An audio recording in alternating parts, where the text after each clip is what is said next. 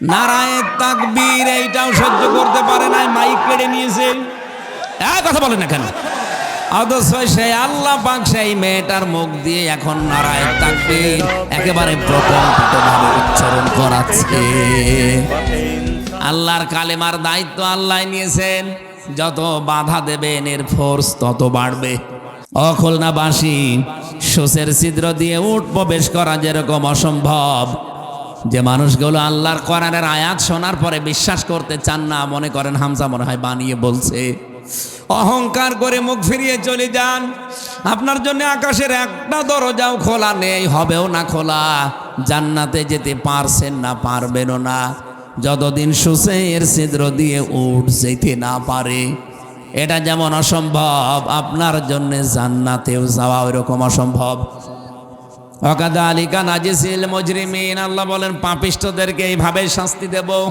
শাস্তির ধরনও আল্লাহ আয়াতের পরে দিয়েছেন, লাহুম মিন জাহান্নামা মিহাদু ওয়া মিন ফাওকিহিম গাওয়াশ ওয়াকাযালিকা নাজিসিজ জালিমিন। আল্লাহ বলেন কবরে রাখার পরে উপরে ফুল দেবে আর নিচে দিয়ে আমি আগুন লাগিয়ে দেব। আল্লাহ পাক বলেন উপরে চাদর বিছিয়ে দেব, জাহান্নামের আগুনের চাদর।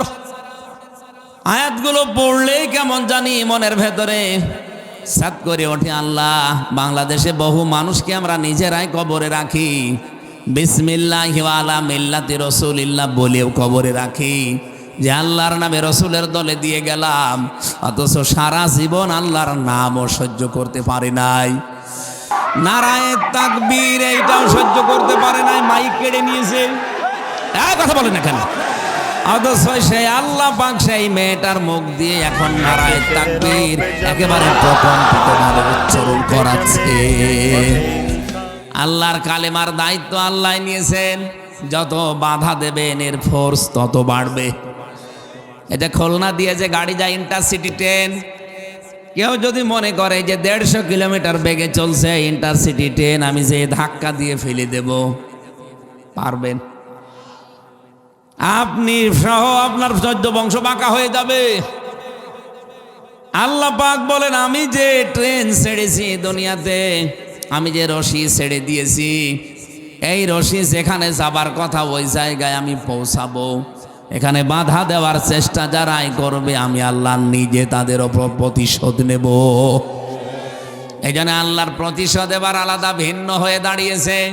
যেখানেই বাধা আমরা দেখতে পাচ্ছি সেখানেই কালেমাটা উচ্চ হচ্ছে। নবীজিকে নিয়ে গেলেন যেখানে প্রথম আসমানে, জিজ্ঞাসা করছে ফেরেশতারা জিবরাইল ফেরেশতাকে যে ওনাকে কি আসতে বলা হয়েছে? বলে হা। খুলে দিলেন দরজা। প্রথম আসমান, দ্বিতীয় আসমান, চলতে চলতে একেবারে সপ্তম আসমান পার হয়ে আল্লাহর যে নিদর্শনগুলো আছে সবগুলো আল্লাহ তাকে দেখালেন। রব্বুল আলামিন বলেন তার সাথে আমি আমার ফেরেশতা কুদরতের গুলো সব রেডি করে দিয়েছিলাম। আল্লাযী বারাকনা হাওলাহু লিনুরিয়াহু মিন আয়াতিনা। যত রকমের নিদর্শন দেখাতে আমি আল্লাহ চেয়েছি সব দেখিয়েছি, সব বরকতের সাথে দেখিয়েছি। সর্বশেষ আমি তাকে দেখালাম আমার নিজের তৈরি করা হাউজে কাউসার। এটা একটা গম্বুজের মতো, চারিদিকে বিসমিল্লাহির রহমানির রহিম লেখা, ফোঁটা ফোঁটা হয়ে পানি পড়তেছে, সব নালা হয়ে এসে ওই গম্বুজের ভেতরে পড়ে। নবীজি জিজ্ঞাসা করলেন ইয়া আখি জিবরাইল, হে ভাই জিবরাইল এটা আবার কি? ফেরেশতা বলেছিলেন হে নবী এইটাই সেই হাউজে কাউসার। কিয়ামতের ময়দানে মানুষ যখন পানির পিপাসার যন্ত্রণায় ছাতি ফেটে যাবে, একটাই আওয়াজ শুধু ময়দানে হবে, পানি পানি। এই পানি যে এক গ্লাস পান করতে পারবে সে জান্নাতে যাওয়ার আগ পর্যন্ত আর পিপাসা লাগবে না। ডাক দিয়ে বললেন ভাই এটা পাবে কারা? ফেরেশতা বলেন হে রাসূল এটা পাবে তারা দুনিয়াতে যারা এই জিনিসের আমল করেছে। কি জিনিস? এখানে লেখা দেখেন না কি আছে চারিদিকে? বিসমিল্লাহির রহমানির রহিম। দুনিয়াতে সব কাজের আগে যারা আল্লাহর এই নাম নিয়ে আরম্ভ করবে তাদেরকে আমার আল্লাহ এইটা দান করবে। নবী যে দুনিয়ায় আসার পরে যে কোনো কাজ শুরু করার সময় পড়তেন বিসমিল্লাহির রহমানির রহিম। মাঝে মাঝে মোনাজাতে বলতেন, মাবুদ আমারে তুমি হাউজে কাউসার থেকে বঞ্চিত করো না, আমি কিন্তু বিসমিল্লাহর আমল ছাড়ি না, সব জায়গায় পড়ি। নবীজির মনের একতি মিনতি কাকতি আকাঙ্ক্ষা তামান্না দেখে মহান আল্লাহ সূরা কাউসার নাজিল করে সান্ত্বনা দিলেন, ইন্না আ'তাইনাকাল কাউসার। হে নবী, আপনার জন্য হাউজে কাউসারটাই আমি আল্লাহ লিখে দিলাম, এটা আপনার নামে রিজার্ভ করে দিলাম, এটার মালিক শুধুমাত্র আপনি। কিয়ামতের দিন আপনার হাত থেকে যে এটা পাবে সে মাত্র জান্নাত পাবে, কোনো পিপাসা তার লাগবে না। কিন্তু আপনাকে আমি আজ আল্লাহর লিখে দিয়েছি আপনার আমলের কারণে বিসমিল্লাহর। এই পৃথিবীতে যেই মানুষগুলো দুইটা কাজ করবে তারা আপনার হাত থেকে এই পানি পাবে। খুলনাবাসী নবীর উম্মত যারা দাবি করছেন, এবার দেখেন তো আমার আল্লাহ আমাদেরকে কাউসার দেওয়ার জন্য কি শর্ত দিয়েছেন, ফাসাল্লি লিরাব্বিকা ওয়ানহার। এক নম্বরে দুনিয়ায় যারা রবের জন্য নামাজ পড়ে, কার জন্যে? আরো জোরে। নির্বাচন আসতেছে, অনেকেই নামাজ রবের জন্য না ভোটের জন্য পড়বে। এক আসরের নামাজ 3 জায়গায় পড়বে, এরা কাউসার পাবে। বলেন বলেন। আল্লাহর আয়াত ছিল ফাসাল্লি লিরাব্বিকা, আপনি নামাজ পড়তে হবে আপনার রবের জন্য। এই জমিনে যারা রবের জন্য একবার নামাজ আরম্ভ করবে, তামাম পৃথিবী দিয়ে দিলেও তারা এক ওয়াক্ত নামাজ ছাড়বে না।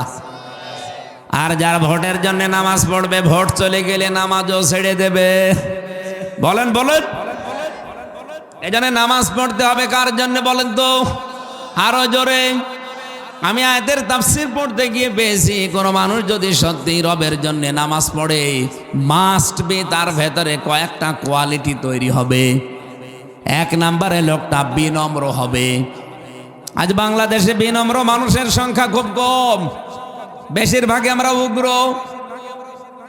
আমার মতের বাইরে গেলে তার উপরে আমরা উগ্রতা ছড়াই না। খুলনায় এসব নেই। আপনি নামাজি হন, দেখবেন আপনাকে আল্লাহ বিনয়ী করে দেবেন। অবাশশিরিল মুখবিতিন, আল্লাহ বলেন বিনয়ী যারা এদেরকে নবী আপনি সুসংবাদ দেন। সুতরাং নামাজ আপনাকে বিনয়ী বানাবে, নম্র বানাবে, ভদ্র বানাবে। আসেন না, আমরা যেই কয়দিন আছি দুনিয়ার এই জীবনে নামাজ যেন না ছাড়ি। বিশেষ করে ফরজ নামাজ ছাড়া যাবে না। দুনিয়ার জীবনটা এভাবে আস্তে আস্তে কেটে চলে যাবে। আল্লাযী খালাকাকুম মিন দুফিন সুম্মা জাআলা মিন বাদি ইলা আখিরি আয়া। সূরা রুমের ভেতরে আল্লাহ জানিয়েছেন, আমি মানুষকে বানিয়েছি প্রথমে দুর্বল করে, এরপরে আমি আল্লাহ তাকে কিছু শক্তি দেই কুওয়াতান, এরপরে আবার তাকে একটা বয়সে বার্ধক্যে নিয়ে দুর্বল করে ফেলি, এরপরে আমি আল্লাহ তাকে মরণ দিয়ে আমার কাছে ডেকে নিয়ে আসি। যেহেতু দুনিয়ার জীবনটা চলমান, পরিক্রমায় চলছে এভাবে, কেউ এখানে থাকার জন্য আমরা আসি না, থাকতেও পারবেন না। যেই কয়দিন অন্তত হায়াতের জিন্দিগিতে আছেন, ফরজ নামাজ ছেড়ে দেবেন না। এই ওয়াজটা আজকে থেকে মানা যাবে না। ফরজ নামাজ জীবনে আর কোনোদিন ছাড়বেন না। হাত তোলেন দেখি, লিল্লাহে তাকবীর। দেখেন তো হাত তোলেনি কে? দেখেন, আলহামদুলিল্লাহ, আজকের মাহফিল সাকসেস। আপনি ফরজ নামাজ জীবনে যেন ছাড়বেন না, তাহলে আল্লাহ আপনার দায়িত্ব ছেড়ে দেবে। আপনি বোঝেন কি বললাম? যদি সুন্নত এবং নফল নামাজ আপনি পড়ার সময় যদি না পেয়ে থাকেন, পরবর্তীতে পড়ে নিয়েন, কিন্তু ফরজ নামাজ জীবনে ছাড়া যাবে না। যেভাবে আছেন, যে অবস্থায় আছেন, যদি ওযু করার পরিবেশ থাকে ওযু করে ফরজ পড়ে নেবেন। ওযু করার পরিবেশ নেই, তায়াম্মুম করার পরিবেশ নেই, বিনা ওযুতে আপনি নামাজ পড়বেন। এমনকি কোন দিকে কাবা শরীফ আপনি জানেন না, যেদিকে মুখ আছে ওই দিকে মুখ করে ফরজ নামাজ পড়া লাগবে। এত গুরুত্ব কেন দিয়েছেন জানেন? বিধানটা হামজার হলে আমি বারবার বলতাম না। হযরতে মুসা নবীর জামানায় আল্লাহ পাক একবার মুসা নবীকে বললেন, একটা কামার, ওই যে লোহা পিটিয়ে সোজা করে, এই কামারকে তুমি জান্নাতের সুসংবাদ দিয়ে আসো। মুসা নবী আবেগপূর্ণ নবী ছিলেন, কথা বললে শুধু প্রশ্ন করতেন। ডাক দিয়ে বলে, রব্বুল আলামিন, একটা কামার কি এমন আমল করে যারা জান্নাতের সুসংবাদ দেওয়া লাগবে? আল্লাহ পাক বলেন, তুমি একটু বাজারে যাও, দেখি আসো। উনি বাজারে গিয়ে দেখলেন একেবারে এক কর্নারে কামার লোহা পিটাচ্ছে আর জিনিসপত্র বানাচ্ছে। এই যে মুগুর দিয়ে একবার তোলে, একবার মাথার উপরে নিয়ে যায়, আবার একবার লাগায়, আবার উপরে তোলে। আমাদের জামানায় যেমন নামাজের সিস্টেম হচ্ছে, আজান দিলে মনে করি নামাজের সময় হয়ে গেছে, ওই জামানায় নামাজের একটা সিস্টেম ছিল। হঠাৎ করে নামাজের এই সিস্টেম যখন তার সামনে এসেছে, মুগুরটা ছিল তার মাথার উপরে, পেছন দিক থেকে ফেলে দিয়ে তিনি আল্লাহু আকবার বলে দাঁড়িয়ে গেলেন। মুসা নবী অনেকক্ষণ লক্ষ্য করলেন বিষয়টা, ডাক দিয়ে বলে, রব্বুল আলামিন, তুমি এই লোকটাকে কেন জান্নাতের সুসংবাদ দিতে বললে আমি বুঝতে পেরেছি।